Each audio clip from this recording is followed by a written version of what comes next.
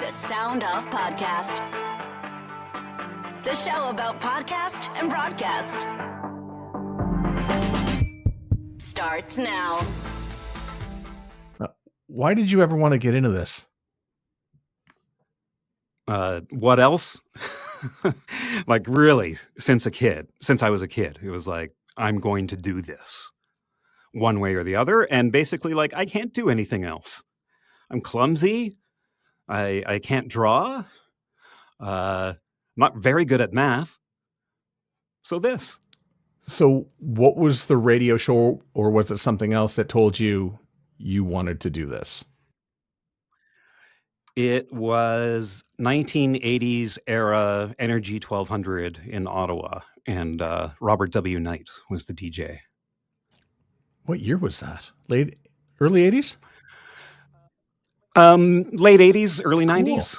Yeah, late 80s for the most part would have been the peak of that situation. Yeah, so I had some growing up with that radio station too, and I can remember Robert W. Knight, but I can also remember Mitch Craig was the imaging voice, and I thought, oh wow, does he ever make this thing sound larger than life?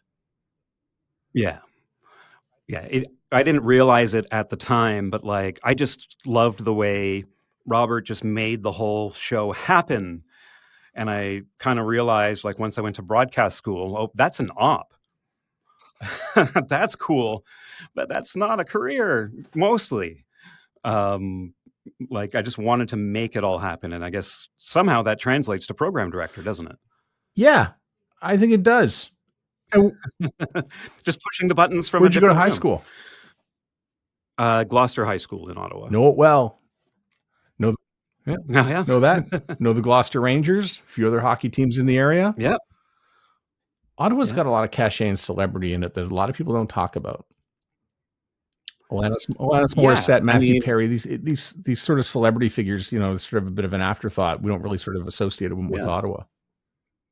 Norm Yeah. Macdonald, Tom Green, Brian Adams to some Yeah. degree. Yeah, there's a bunch. Ottawa just flies under the radar. Like I heard this last week as well in your chat with Marianne Iveson about the natural beauty of the city is something not everyone realizes. But it doesn't want to associate itself with celebrity. I find it's just a government place, and maybe the government people are the celebrities, and maybe they're not loved by everyone, and it's odd that way. And the government people, like, you will just see them. Like you will see Jagmeet get off the LRT or on his bike.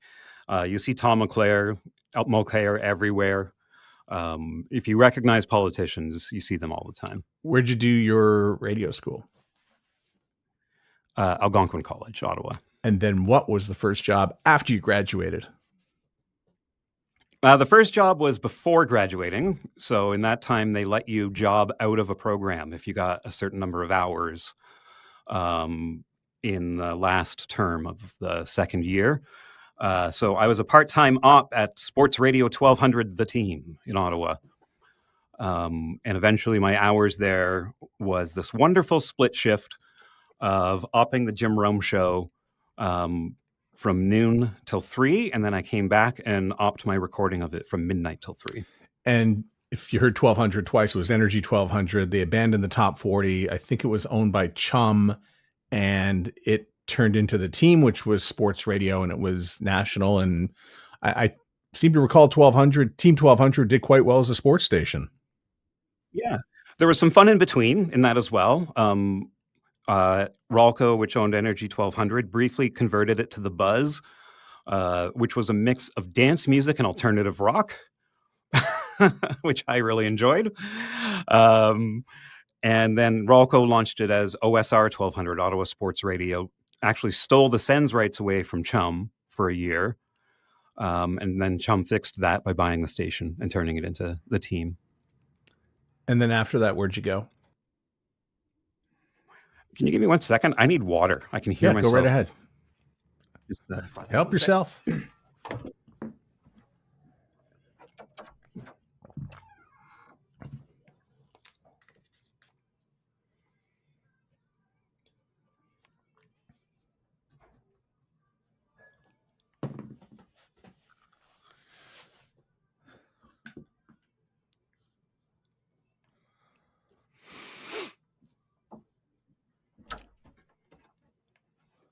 so high maintenance here on you. It's fine.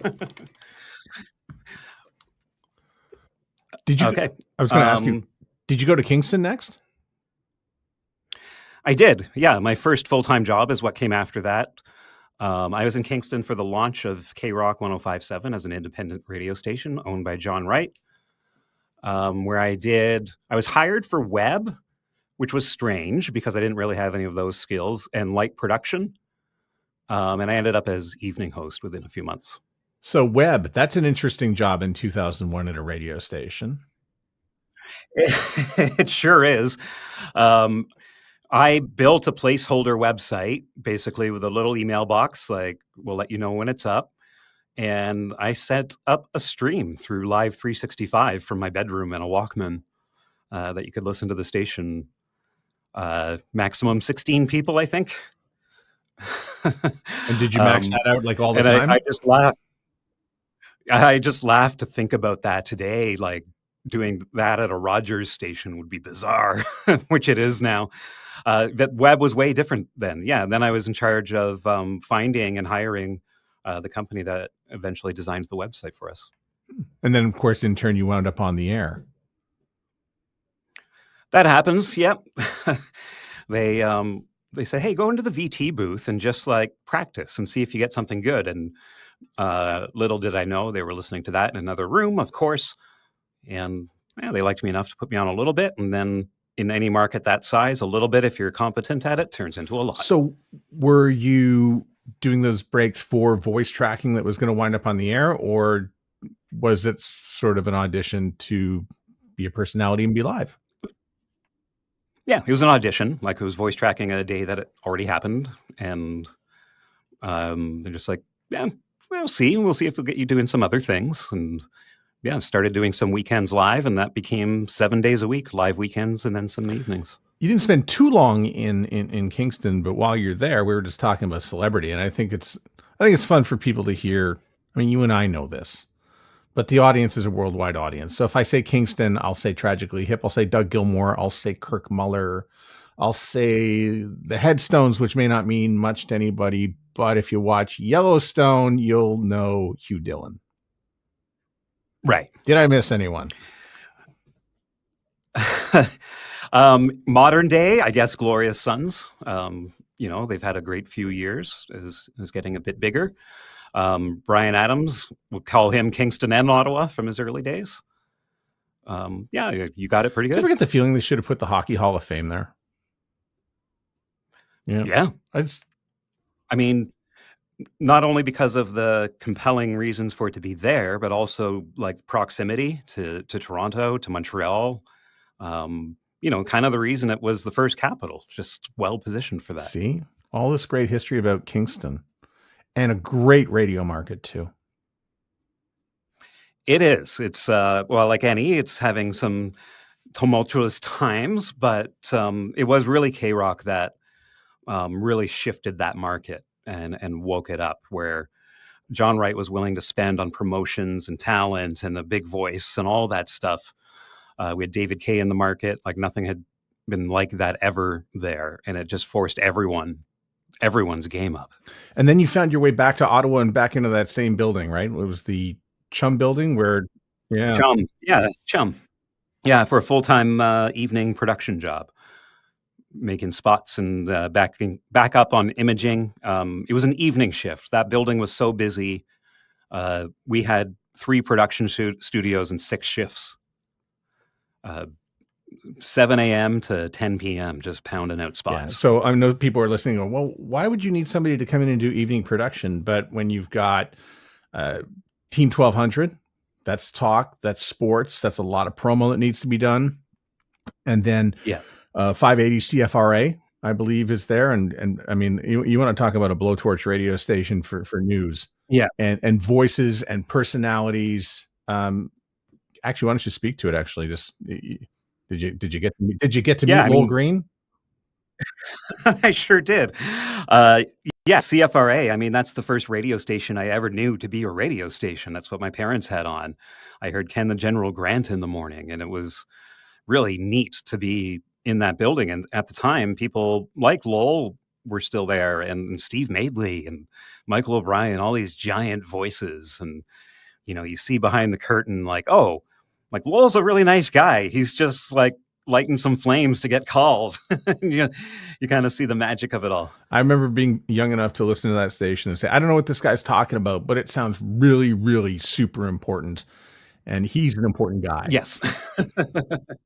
And he makes it sound important. One of the more interesting things there was in production. Ken the General Grant did come in to voice spots for the Ottawa Athletic Club. So to record him was a treat. And then Steve Madeley, when you hear this big booming voice on the radio, like, oh, there's no processing making it like that. He just sits in front of a microphone and the room vibrates. You start to get into a little bit of programming, though, because you're doing the production. And from production, by the way, we're going to need you to upload this and put it onto the server. And then once you start touching things, whether it's like a software package like Wide Orbit, and then it has to be scheduled maybe through a music thing, you find yourself programming music next, right? Yeah, for sure. And I mean, once they let me do some imaging to fill in, and then I hear it on the radio and I'm like, that's not put on right. Like they didn't set the things to the right thing or put it in the right position, and it's not how it's supposed to sound. And I'd be in the Pete easier about that as well.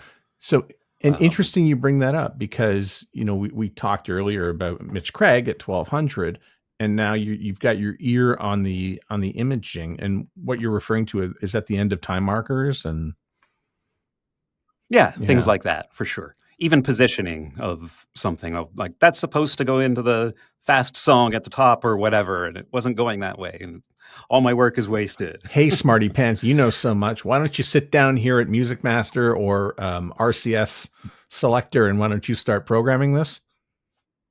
Yeah, basically. They put me on the air a little bit on Bob FM on some weekends, which was fun. And then Jay Lawrence, the longtime music director of Bob and formerly Cool FM, had left to go to Newcap. Actually, he went to Brockville to be PD for Chum. And I was offered the opportunity to become the music director at Bob FM, which is another blast from the past thing that kind of blows me away, being an off-air, mostly, music director at one radio station. Like, who does that? That doesn't exist. Well, we do here, but yes, basically that's not something that happens anymore. No, but you needed it back then. I mean, listen, we used to spend a lot of the things that you and I are talking about were things that we did spend more time doing. And I want to talk a little bit about, firstly, the imaging side. Did you have any favorite voices that you love producing from that era?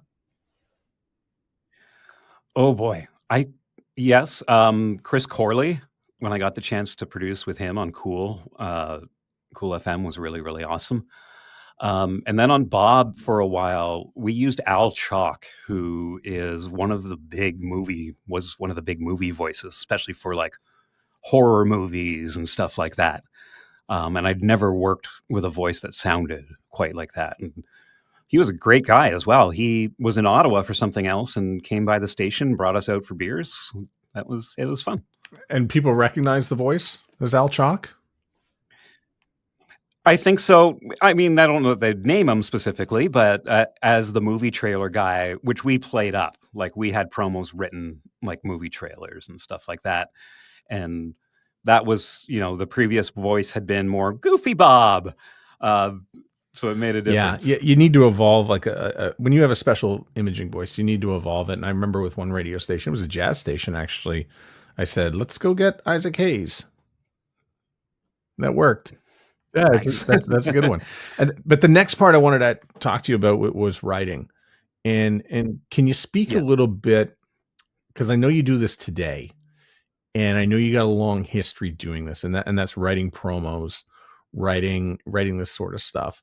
So when you wrote back then compared to how you're writing today, what differences are you sort of coming across? Yeah, I actually don't write much now. I write more sort of the outline that I then give to the creative director and our creative writer, and they bring it more alive. So I think there was more of that. I'm just a lot more strategic now. Like I'm really thinking of, instead of just trying to be funny or something, I'm thinking of the audience and why we're writing it this way, what we're trying to achieve. Just being a little more grown up about it. And what came next for you in that building? Like where, like you had a trajectory inside that building. Things began to happen. There might have been some cutbacks. There were definitely some format changes. But for you personally and your career, how did that work out inside that Chum building?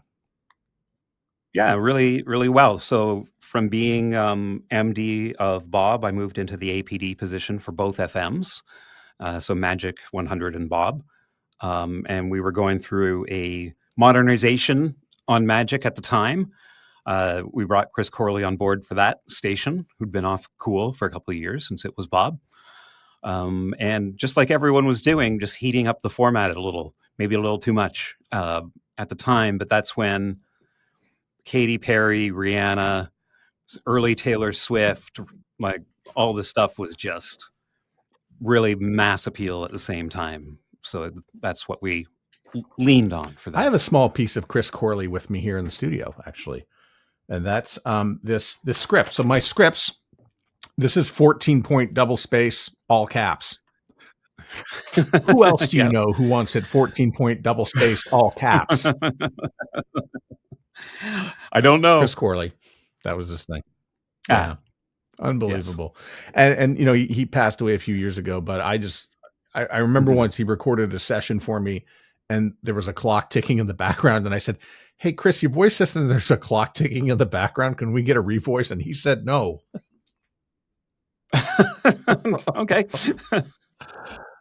It is now part of the promo. Again, you found your way back to Kingston. How'd that happen? Yeah, this was a brief stop. Opening for program director at Fly FM and 98.9 The Drive opened up, and I did not apply because at the bottom of the ad it said must have valid Class G driver's license, and I didn't have that at the time.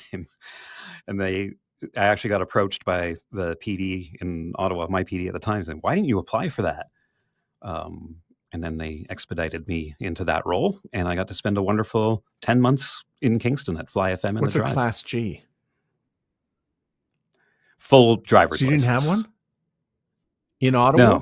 No. I'd always lived downtown. Oh. Never really needed one. I wasn't part of the, "You're 16, you got to get it now." Yeah. It wasn't until later when I started needing it. Yeah, you know, not crazy. I just always imagine though, like for anybody who is in radio, that they would probably need one because they wound up working in a place where they needed one, and I guess you didn't. And you know, to that, we had Marianne Iveson on. We talked a lot about Ottawa being a place where you don't need cars. And hey, my teacher at Ashbury College used to bike to work every day in the snow, and I get it. I understand that Ottawa side of things. During a snowstorm, I would cross country ski to school. I had a colleague at Chum in Ottawa who skated to school on the canal. Oh, awesome. Like it was steps from his home and then steps like right to the station off the canal. So you've got like this well-worn sort of path between Ottawa and Kingston. Am I right? Just goes, just go back and forth. Yeah. That was well worn, yeah. And there's another path now that is back and forth as well. I live on the 401. The Kingston job was only 9 months. It turned out like the Ottawa building had missed me in the APD role, and so unfortunately the program director had been let go there, and I got brought in as a program coordinator or something like that for a little while, then up to PD. Yeah, and you got 3 stations. So that's not easy because you were just doing one station for many years. But to go back into Ottawa and give you 3. Yeah, I mean, it was 3 sort of non-simultaneous because there was a format change in there. So when however, I also kept doing Kingston for a while as well until they got that filled. So there was a lot at once. And so it was Magic 100 and Bob FM in Ottawa. It was PD there. And then a little while later, a few years later, got to execute my first format change. Which was 94? Country. Ottawa's New Country And 94. And I'd always thought if I stayed in a big enough market long enough, I would never, quote unquote, have to work in country. And lo and behold, we get some research back and it looks like what we're doing. And I went on a speed learning process. And it didn't hurt that my wife was a fan, so I was at least familiar and had some help. so a couple questions. Who's some of the morning talent that you're working with in this time period at, say, Magic or Bob? Magic 100, excuse me, was Stuntman Stu, Angie Poirier, Trisha Owens, Bob FM, Cub Carson, Melanie Adams, Sandy Sharkey. Great talent across both of those stations. I mean, Stuntman Stu and Angie, so many years in the market on that station, and Magic 100, rock solid, just a rock solid station with frequency. You mentioned about that they did have to evolve it at some point, but it's always been rock solid. Yeah, and we the most we did when I was there is we refreshed the logo. Like we'd done the music and imaging refresh a few years before, needed a more modern logo, did some more modern type promotions, but if it ain't broke, and that thing was solid. So now you've got country, and I seem to recall there was a little bit of fandangling with the frequency. Perhaps was that a Smith Falls station that came up, or some sort of shell game that involved that frequency at 94? The Smith Falls station's at 101.1, which is the Smith Falls station, and so they were the country station in the market at the time. They used to be on a full power Ottawa signal, but it got shuffled out so they could launch KISS 105.3. And so we had a huge advantage over them with signal. One thing they had an advantage of, though, as being an official Smith Falls radio station, they didn't have Ottawa's crazy non-hit rule. That's right. That was the fuckery I was thinking about. Yes. Meaning we couldn't play anything more than 50% hit music in a given week, and 6 to 6 Monday to Friday, which was particularly tricky in country because country is the only format whose own chart was singled out as having to be followed, meaning basically everything's a hit. And we got around that by just being really new music focused, very current focused, because you got a 1-year exception for CanCon. Yeah. I mean, I can't possibly bore the audience more with this sort of discussion about why you have to play more than 50% unsuccessful music on the radio. But, having worked at Showman Mix 96 at the time in Montreal, I can tell you there's a real science behind trying to make hits, and that's play a lot of the good songs early, establish them early, and you might get off a little bit too soon in some cases, but there's and then it comes back. Maybe. No, there was a real science to that. Ottawa and Montreal is a place you don't hear any number 35 songs. You hear number 1 and number 41 and not much else. Yeah. And that rule is now gone, though, right? Thankfully. It is gone. Yeah. I'm jealous now when I hear Move 100 if I'm in Ottawa, especially in the evening. I'm like, oh, that sounds so good. I mean, did it not cross anyone's mind to walk over the bridge to Hull and talk to somebody at the CRTC and say, we should probably maybe do away with this? Yeah, I hope that was happening. I really hope it was happening.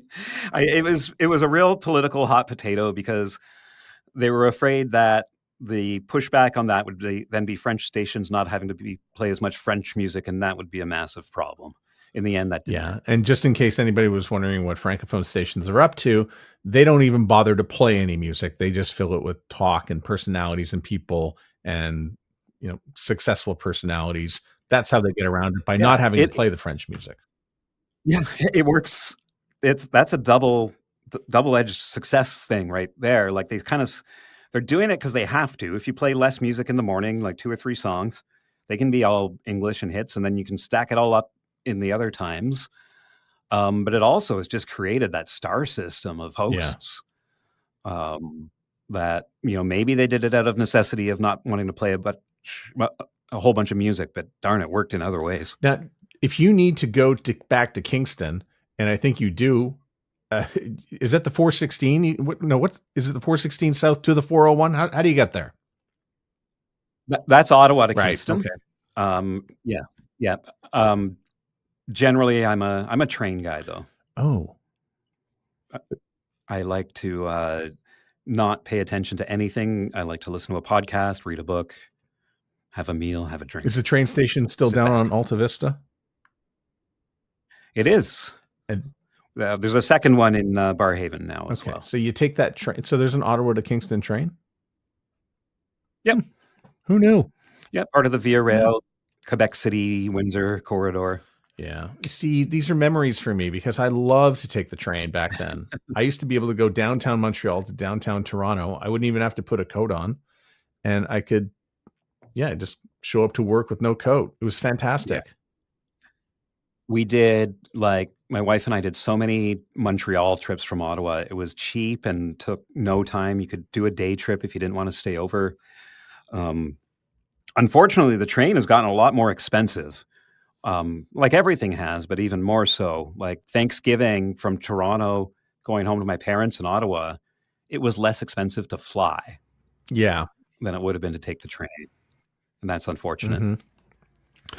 Well, the future's changing, and hopefully a high-speed train is coming. There's word that one is coming, and it's something that is definitely needed between those cities, Quebec City, down to Windsor. And for somebody who spends a few months of the year in Spain, is on a train that's going 300 kilometers an hour and taking me across the country in 6 hours.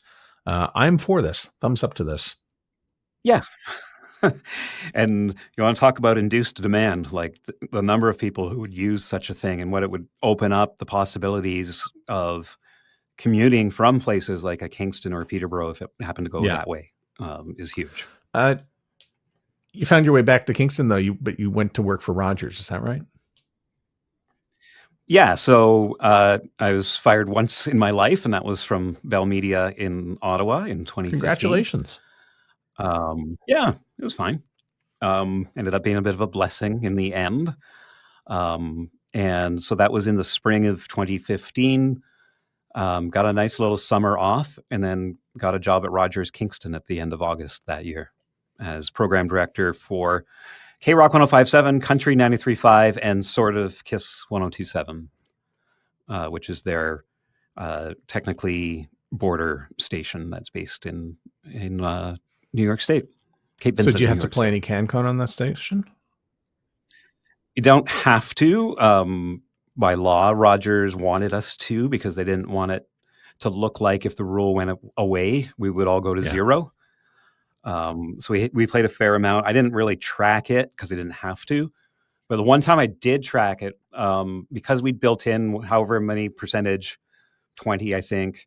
But then the Weeknd and Drake and Bieber had like these 100 spinners at the same time. I'm like, I wonder what that's doing. And we're like, oh, we're 45% CanCon this week without even really trying. Yeah, and of course, those artists were also beginning to release songs that weren't CanCon, even though they were Canadian. Yes. Yeah. Yeah. Another frustration point. Yes. But 90% of that job, like as it was directed to me, was for K-Rock and Country, and Kiss was just keep the lights on kind of thing. They didn't really have any announcers or anything like that. Just 55 minutes of hits, 4 minutes of spots, nothing else. And here you are, program director of a Kingston radio station with a rock format in the time when the Tragically Hip becomes the focus of national attention. And take me back to 2015, 2016. Yeah, that was something. The details aren't all quite there, but I do remember. I think we knew that we'd lose Gord sort of imminently, and when it did happen, my morning show host Sideshow just immediately made the call to go all Tragically Hip, which was obviously the right one, and we kept it going, and then we kept it going and kept it going and kept it going and kept it going, and it was a week of nothing but the Tragically Hip on the radio station. Yeah, the national attention, which culminates, by the way, in a concert, I believe, right in Kingston, and CBC's focused on. I think it was live. Yeah, it was live on CBC, TV, and radio. I was lucky to be there because the arena at the time was the Rogers K-Rock Center, so we had reserved seats. And we did it again, like leading up to that concert. We went all hip for another week. The station was rebranded as Gord FM, as were all of the Rogers rock stations for a period, some longer than others. And I, it was huge. Like the station was on everywhere all the time, that whole time. Like we ended that book #1. Like it was the right thing to do regardless, but it also ended up being a successful thing to do. Have you seen No Dress Rehearsal? I have. It took a while. it's I've heard it's winning people over who have never really been fans when you just see sort of, what has gone into the songs and into the touring and the personalities in there. Yeah. I can see my cynicism with the band sort of progress with each one of the records, but now you see what was going on in the background, Yeah. and now you see why and how, I got there and I kind of forgot, oh, did I love World Container? I can't remember. Yeah. And then I think that's where they kind of lost me a little bit too. yeah, and then but they were always solid live. But then I would go back and now I've started to go back and listen to this stuff over again and listen to it a different way. Mhm. Yeah. Yeah, and listen more to the lyrics in the later stuff and listen a little more carefully, get a little more into it. I think like when you were transitioning from like these riffs and easy to understand things into something a little more complicated at the time, you would have lost a few people as fans, or at least just have a little less interest. But retroactively, yeah, they make a lot of sense. And finally, your cycle of abuse ends, and you don't go back to Ottawa, and you make your way down the 401 from Kingston to Toronto. It's about a 2.5, 3-hour jaunt, depending on traffic, and you wind up at Indy 88. How did that come about? Yeah, who knows? Like, that came about. They were going through some changes. They had a lot of cooks in the kitchen at the time. They were still struggling to fully get it off the ground. And they decided instead of having all these cooks, they were going to interview the crap out of one person, and decide if they liked what that person said, hire them and just let them do it. Which is wonderful if you're that person. That's a great experience to have. And I got into that chair because one of the cooks in the kitchen at the time was Brian DePoe, who'd been my program director in Ottawa. And he was the sales manager for our Barrie, Ontario stations at the time, and sort of consulting a little bit with Indy as well. So he's the one who brought my name up. And then Sharon Taylor was also a consultant working with the company at the time, and she gave me a call and said, I have this job at Central Ontario Broadcasting. I can't tell you what it is, but it's in programming. I'm like, well, I know what that is because Dave Carr's not going anywhere. Yeah, that's that. Many, many, many long interviews later. So one of the first things that you mentioned that you did in 2001 was, I'm going to be the web guy at this Kingston radio station. Yeah. And I think one of the things that was attractive about going to Indy 88 during this period is I think they've got a digital company right in-house. So digitally, you were always going to be taken care of. Am I right? Yeah, totally. Unfortunately, like when I started, that's had been the one and only time there had been some cutbacks at the station, and some of that was in the digital department. I think they had to be realistic about what was actually translating to revenue, but it was still in really good shape. And we had this website that was industry leading. Like it's its own entity. It has its own content. It's not just a business card for the station, not just a place to click listen live. That's amazing. Because this is the point where radio really needs to be more than FM. And here you are, you're programming Indy 88. The target is younger listeners. And so what are the things that make the station more than just FM and a transmitter? Yeah, I mean that has Yeah. evolved. I mean, we're no longer after younger listeners, right? At the time, it was the full brand. It was putting so much into certain concerts, like festivals specifically, that people thought it was our festival. Um, Things like that, and someone who's playing that festival coming in and recording a black box session, which then gets like crazy hits on YouTube and all of that, and just every element of it living and breathing beyond what came out of the radio was really what made the brand.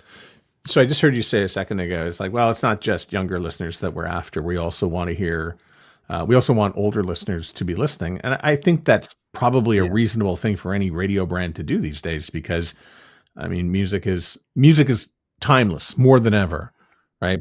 Yeah. People are listening to a Depeche Mode song for the very first time. They might think it's new. They might think it's old. It could be anywhere. I think especially in 2024, where that stuff is sounding not unlike some of the current music now. Like, it's just fitting in really well. And, targeting older, I mean, we're doing it like without younger listeners. We're just targeting older, because you just have to be realistic about radio and the rating system. Yeah. Like, if I pull up the male 18 to 34 ratings here, it could be CHFI at number one. Like right now in this book, it's AM 640 that's tearing up that demo. Right? These things it's just not a reliable place to go. As PD once told me, fish where the fish are. Help me out with a couple of things that I've seen just in the last few weeks, because I'm 50 Yeah. plus. If you talk to me about rock, I'll always say it's Metallica, Nirvana, Pearl Jam, Van Halen, that sort of thing. Recently, we've seen a few radio stations, especially in the market that I'm in now in Winnipeg, sort of skew away from that form of rock and bring on a more classic alternative, something that is more Killers, less Tool, more Depeche Mode, Squeeze. That sort of classic alternative that I'm beginning to hear. And some stations are mixing in some of the new stuff as well. Is this, tell me, is this a reaction to just millennials coming of age? I think it is. I think more directly, it's a reaction to some American stations having some success with it. I think the difference there is those are heritage stations that brought a lot of their heritage back in terms of personalities and branding and music and stuff like that. To start a classic alternative from scratch, I don't know. I don't know if that's wide enough and mass appeal enough to really poke through on ratings. I kind of hope it does, because I like it. Not here, of course. Anywhere else is fine. And yeah, it is. It's also that generation kind of in charge of some things now too. Like, they're the ones who can push that decision because they know their peers will like it and they see the research and all of that. You have good ratings books and you have bad ones, and then you have good ratings books again. What makes a good ratings book for you when you go through the numbers? Everything aligning, like, to get there, or what makes it look what makes good you want to like to reach you? into the fridge and have a beer and say, this was a good ratings book? What are the things you look for right away? When consistency, like consistency week to week, consistency across demos, consistency across day parts. Like, there's a station in this market that's going to have that's not us, that's going to have an unusually big book, but it doesn't really check out. Like, it's a huge spike in one shift with a small cell and all of that. A good one to me is where it just looks real. Like, you know why this part went up, you know why this one didn't. And you see that it's sustainable because it's across demos and day parts. What has Sharon Taylor taught you, or what do you find amazing about Sharon Taylor? I find her amazing that I think she's just never really stopped, like, to take a breath. Like, she's just all in on all the projects and the personality and the whole thing. Like, I didn't get to spend that much time with her because we stopped working with her during COVID. And she was more of a management consultant to our GM, than a radio consultant, but her presence was really fun. Yeah. I worked with her. Actually, I didn't work with her. I worked against her in the same market here in Winnipeg, and I've adored her for years. She told a great story on this show about 5 years ago, maybe, and she's back in Winnipeg actually, and I owe her lunch, so I'll have to get back together and ask her about that. Yeah. She was my introduction to Indy 88. Like, she's the one who picked me up at the hotel to bring me to the station and talking about it and stuff like that. So I'm like, this place is wild. So you've undergone a few things because you've been fired, you've been up and down, you've changed radio stations, you've changed jobs, you've evolved through jobs. But here's one that you're just going through right now. And forgive me, this might be too early for you to answer, but talk a little bit about the change of ownership in a radio station, because the Bingleys sold Indy 88 and it was picked up by local Radio Lab. And so you're just kind of in the throes of going through an ownership change. And it's not really fair to sort of make a judgment on anything before you do that sort of first lap around the track. But how's it been so far? Yeah. Intense in every possible way. I mean, the last year before the local Radio Lab takeover had been really, really slow for us, because the CRTC took a lot of time to decide this very, very easy to decide thing for one family operator to sell to another. And, that just meant not a lot of promotion, not replacing people, just kind of in a holding pattern. And then Christopher Grossman came in, the CEO of local Radio Lab, just roaring, just coming in hot and doing a lot of stuff right away. And we haven't had a chance to catch our breath just yet. That's 2 weeks away. So you are the second radio person I've spoken to today who has mentioned how long it is taking for sales to be approved. Mm-hmm. Yeah. Just throwing it out there. You're not to comment on that. You're not to do anything, but I would like to point that out. There's just so much involved with that. Like, I think we lost our top sales rep to one of the big companies because she just couldn't wait anymore to know what things were going to be like. And the slow period was slow for her. And like, there's real impact on these things. Like, I'm so thankful that our ratings and revenue held out decently in that period, because if it hadn't, like, we would have been in a bad spot. Shout out to Jordana Katz, everyone. Yes. I know you know. Sometimes I just know. When you look back 25 years, give me your favorite radio moment in the last 25 years. I loved flipping the switch on the country station. Really? Like, just having done not that I'd I got into country for a few years. It's not my favorite, but when you get into it, you can really get into it. But it was just making that change, hearing your work from the last months on the air, not it being a secret anymore. And they spent on promotion and marketing so much with us at that time, which made it fun. Like, there was nothing that was off the table in terms of doing. Like, right up to, like, if we were at a bar before a show, we just pick up everyone's tabs, and all the coasters have our logo, and we're giving 10 grand away every week and all of that stuff. And like, it showed signs of immediate success. And that was amazing. It was really amazing to do that. How do you get to work in the morning? I take a subway and a GO train. When you're on the subway and the GO train, what are you most excited about before you get to work?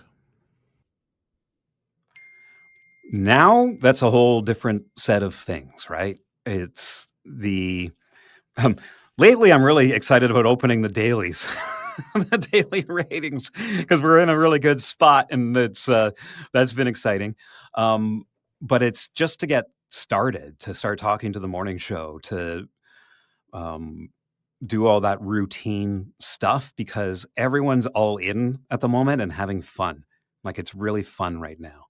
And knowing that every day is going to have challenges, but every day will have fun as well. Ian, thanks so much for doing this. I appreciate it. You bet.